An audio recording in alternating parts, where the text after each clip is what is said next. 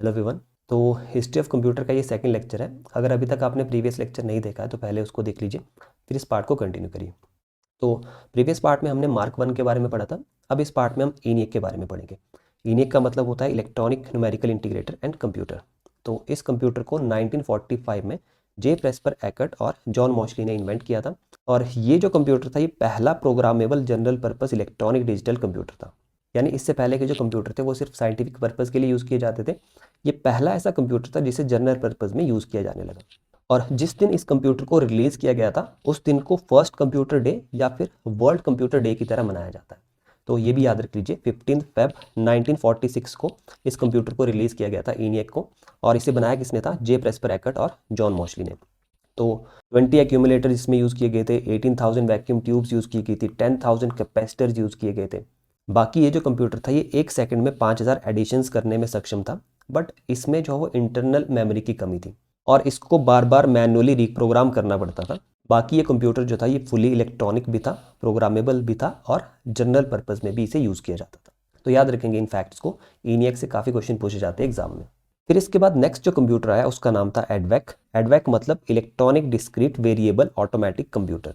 1949 में इसे भी जे प्रेस्पर एकर्ट और जॉन मॉशली ने इन्वेंट किया था। और इस कंप्यूटर में अरिथमेटिक ऑपरेशंस के लिए बाइनरी नंबर्स यूज़ किए जाते थे और जो इंस्ट्रक्शंस थी वो भी डिजिटली स्टोर की जाती थी। फिर इसके बाद नेक्स्ट जो कंप्यूटर आया वो था electronic delay storage automatic calculator यानी कि एडसेक। तो एडसेक को 6 में 1949 में रिलीज़ किया गया था और इसे भी जे प्रेस्पर एकर्ट और जॉन मॉशली ने ही डिज़ाइन किया था। और ये जो कंप्यूटर था ये पहला practical general purpose stored program electronic computer था। यानी कि ये जनरल पर्पस भी था, इसमें स्टोरेज कैपेसिटी भी दी गई थी और ये फुली इलेक्ट्रॉनिक भी था। तो ENIAC से जो है जनरल पर्पस कंप्यूटर्स की शुरुआत होती है। बट ENIAC में स्टोरेज कैपेसिटी नहीं थी, इस कंप्यूटर में स्टोरेज कैपेसिटी भी दी गई थी। ये पहला कंप्यूटर था जिसमें स्टोरेज कैपेसिटी दी गई थी। और बाकी इस कंप्यूटर को जॉन वॉन न्यूमैन के मशीन प्रिंसिपल्स के ऊपर डिज़ाइन किया गया था। तो ये चीज़ भी आपने याद रखनी है कि कंप्यूटर का जो पहला आर्किटेक्चर है वो किसने दिया था? जॉन वॉन न्यूमैन ने। और स्टोर्ड प्रोग्राम का कंसेप्ट भी जॉन वॉन न्यूमैन ने दिया था। यहाँ से भी काफ़ी क्वेश्चन पूछे जाते हैं। बाकी ये इस कंप्यूटर के कुछ कंपोनेंट्स थे, जैसे मर्करी डिले लाइंस को मेमोरी के लिए यूज़ किया जाता था, वैक्यूम ट्यूब्स को लॉजिक के लिए यूज़ किया जाता था और पंच टेप को इनपुट के लिए यूज़ किया जाता था। तो 2-3 चीज़ें यहाँ पे याद रखने लायक है। पहला कंप्यूटर जिसमें स्टोरेज कैपेसिटी दी गई थी वो एडसेक है। पहला computer architecture John von Neumann ने दिया और स्टोर्ड प्रोग्राम का कंसेप्ट भी जॉन वॉन न्यूमैन ने दिया। और जॉन वॉन न्यूमैन के आर्किटेक्चर में एक सिंगल शेयर्ड मेमोरी दी गई थी प्रोग्राम और डाटा को स्टोर करने के लिए। एक सिंगल बस सिस्टम दिया गया था मेमोरी को एक्सेस करने के लिए। अरिथमेटिक यूनिट इसमें अवेलेबल थी और एक प्रोग्राम कंट्रोल यूनिट भी दी गई थी। बाकी एक और फैक्ट यहाँ पे इंपॉर्टेंट हो जाता है, ये पहला ऐसा कंप्यूटर था जिसपे एक कंप्यूटर गेम रन की गई थी। और इस गेम को बनाया किसने था? सैंडी डगलस ने। तो OXO इस गेम का नाम था, या इसे टिक टैक टो भी कहा जाता है। वो 0 और X वाली जो गेम हम खेलते हैं वही थी ये। तो ये चीज़ भी हम याद रखेंगे कि दुनिया की पहली कंप्यूटर गेम कौन सी थी? OXO या फिर टिक टैक टो। और इसे बनाया किसने था? सैंडी डगलस ने। और इस गेम को रन किस पे किया गया था? एडसेक कंप्यूटर पे। बाकी एक और चीज़ यहाँ पे नोट करने लायक है कि यही ऐसा कंप्यूटर नहीं था जिसमें स्टोर्ड प्रोग्राम का कंसेप्ट दिया गया था। एक और कंप्यूटर था जो इससे भी पहले रिलीज़ किया गया था, मैनचेस्टर बेबी के नाम से, और जिसका दूसरा वर्जन आया था मैनचेस्टर मार्क 1 के नाम से। तो इस कंप्यूटर को 21 जून 1948 में ही रिलीज़ कर दिया गया था। तो अगर आपसे पूछे पहला इलेक्ट्रॉनिक स्टोर्ड प्रोग्राम कंप्यूटर कौन सा था, तो वो था मैनचेस्टर बेबी। बट अगर इसके साथ जनरल पर्पस भी जोड़ दिया जाता है तो फिर आएगा एडसेक। और मैनचेस्टर बेबी को एक दूसरे नाम से भी जाना जाता है, स्मॉल स्केल एक्सपेरिमेंटल मशीन। यानी कि ये कंप्यूटर जो सिर्फ एक्सपेरिमेंटल पर्पस के लिए बनाया गया था, जनरल पर्पस में इसे यूज़ नहीं किया गया था। और इस कंप्यूटर के डिज़ाइनर कौन कौन थे? फ्रेडरिक सी विलियम्स, टॉम किल्बर्न और जियोफ टूटिल। फिर इसके बाद नेक्स्ट जो मशीन आती है उसका नाम है यूनिवैक। यूनिवैक मतलब यूनिवर्सल ऑटोमेटिक कंप्यूटर। और ये जो मशीन है ये पहली कमर्शियली अवेलेबल मशीन थी, यानी कि इस मशीन को मैन्युफैक्चर करके आम जनता को भी बेचा जाने लगा। तो इस मशीन को भी एकर्ट और मॉशली ने ही डिज़ाइन किया था 1951 में। और क्योंकि इस मशीन को सबसे पहले कमर्शियली अवेलेबल किया गया था तो इसे मार्क किया जाता है as a birth of modern computers. और इस कंप्यूटर पे जो ऑपरेटिंग सिस्टम रन किए गए थे वो थे एक्जैक 1, एक्जैक 2 और बैच ऑपरेटिंग सिस्टम। फिर इसके बाद कुछ और इन्वेंशंस हैं जो कि कंप्यूटर वर्ल्ड में रेवोल्यूशन लेके आई थी। तो सबसे पहले ट्रांजिस्टर आता है। ट्रांजिस्टर का इन्वेंशन किया था विलियम शॉकली, वाल्टर ब्राटिन और जॉन बार्डिन ने। इन्होंने बेल लैब्स में 1953 में इसका इन्वेंशन किया था। फिर इसके बाद 1958 में क्लेयर किल्बी और रॉबर्ट नॉइस ने IC यानी कि इंटीग्रेटेड सर्किट का इन्वेंशन किया। और इंटीग्रेटेड सर्किट में कौन सा मटेरियल यूज़ होता है? तो सिलिकॉन इसमें यूज़ किया जाता है। ये चीज़ भी एग्जाम में पूछी गई थी। फिर इसके बाद आता है दुनिया का पहला कंप्यूटर जिसमें ट्रांजिस्टर यूज़ किया गया था, वो था ट्रैडिक। ट्रैडिक यानी कि ट्रांजिस्टर डिजिटल कंप्यूटर, या फिर इसको ट्रांजिस्टराइज्ड एयरबॉर्न डिजिटल कंप्यूटर भी कहा जाता है। जीन हावर्ड फेल्कर ने इसे बेल लैब्स में डिजाइन किया था। तो ये जो कंप्यूटर था इसमें ट्रांजिस्टर भी यूज़ किया गया था और इसमें वैक्यूम ट्यूब्स भी यूज़ की गई थी। तो फुली ट्रांजिस्टराइज नहीं था ये। पहला फुली ट्रांजिस्टराइज कंप्यूटर कौन सा था? IBM का 601, जिसे राफ पामर, जेरियर हेडार्ड और बायनर फेल्प्स ने डिजाइन किया था, और इस मशीन को हार्वेल कैडेट भी कहा जाता है। तो याद रखेंगे दुनिया का पहला फुली ट्रांजिस्टराइज कंप्यूटर कौन सा था? IBM 604 या फिर हार्वेल कैडेट। फिर इसके बाद आता है दुनिया का पहला माइक्रो प्रोसेसर या फिर पहला सिंगल चिप माइक्रो प्रोसेसर। इसका नाम था इंटेल 4004, जिसे मार्शियन टेड हॉफ ने डिजाइन किया था 1971 में।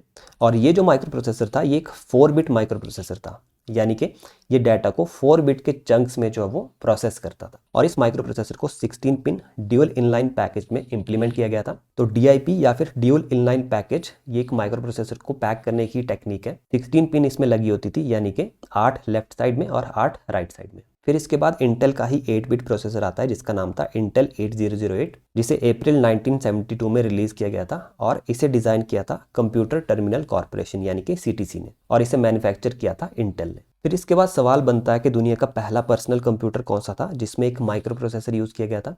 तो वो था आल्टेयर कंप्यूटर। इसे डिजाइन किया था MITS ने, यानी कि micro instrumentation and telemetry system. और इस कंप्यूटर के डिजाइनर कौन थे?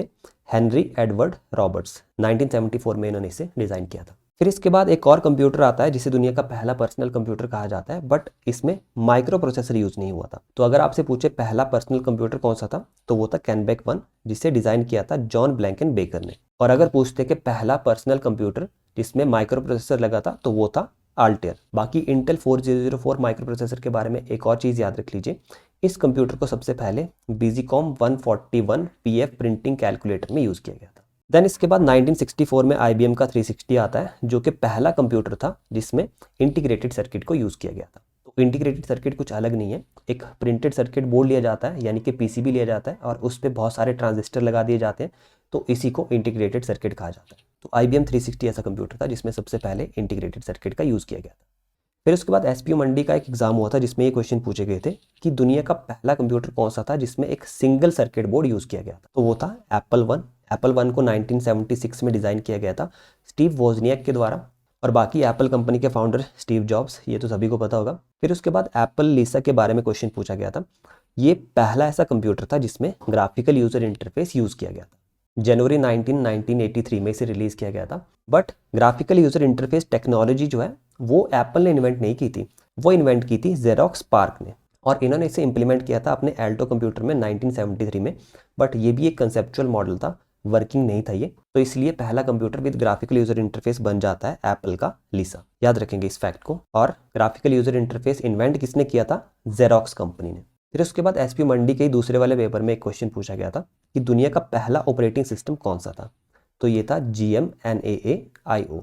ये पहला ऐसा ऑपरेटिंग सिस्टम था जिसे एक्चुअल वर्क में यूज किया गया था। तो इसका फुल फॉर्म बन जाता है General Motors North American aviations input output. और इस ऑपरेटिंग सिस्टम को IBM के 704 कंप्यूटर में यूज किया गया था। तो ये ऑपरेटिंग सिस्टम बेसिकली एक प्रोग्राम को एग्जीक्यूट करने के बाद दूसरे प्रोग्राम को ऑटोमेटिकली एग्जीक्यूट कर देता था, जिसे बैच प्रोसेसिंग भी कहा जाता है। तो ये कुछ फैक्ट्स थे हिस्ट्री ऑफ कंप्यूटर से रिलेटेड। अब नेक्स्ट वीडियो में हम कंप्यूटर के जनरेशंस के बारे में पढ़ेंगे कि किस तरीके से कंप्यूटर के एवोल्यूशन को 5 स्टेजेस में डिवाइड किया गया। तो वो वाला वीडियो भी बहुत इंपॉर्टेंट होने वाला है, काफ़ी क्वेश्चन पूछे जाते हैं वहाँ से एग्जाम में। तो आने वाले हर वीडियो का आपको अपडेट मिलता रहे, इसलिए चैनल को सब्सक्राइब कर लीजिए। बाकी नोट्स की PDF अगर आप चाहते हैं तो हमारा टेलीग्राम चैनल ज्वाइन कर लीजिए, लिंक मैं डिस्क्रिप्शन में दे दूंगा।